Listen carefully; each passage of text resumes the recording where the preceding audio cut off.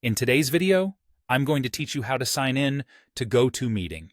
If you're new to this application or just need a little refresher, you're in the right place. First, let's start by opening your GoToMeeting app. This is the central hub where everything begins. If you don't already have it installed, you'll want to download it from the official website or the App Store relevant to your device. But assuming you have it ready, go ahead and tap or double-click to open up the application.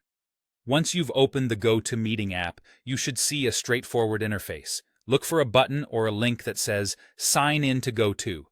Click on this option to proceed. Now, upon clicking, you might notice that the application redirects you to a browser. This is completely normal. GoToMeeting uses this method for secure sign-ins, ensuring your information is protected. In the browser, you will be prompted to enter your email address. Be sure to use the email you registered with or that your organization uses for GoToMeeting. Type it carefully, and once finished, click the Next button to continue. This step is crucial because entering the correct email sets the stage for successfully accessing your GoToMeeting account. Following the email entry, the next prompt will ask for your password. It's important to enter this information accurately to avoid hiccups in the process. Remember, GoToMeeting takes security very seriously, so your password should be something strong that you haven't shared widely. If you've forgotten your password, there's usually an option to reset it, which you can use to quickly regain access to your account. Once you've entered your password, click Onwards to proceed. And with that, you've successfully signed in to GoToMeeting.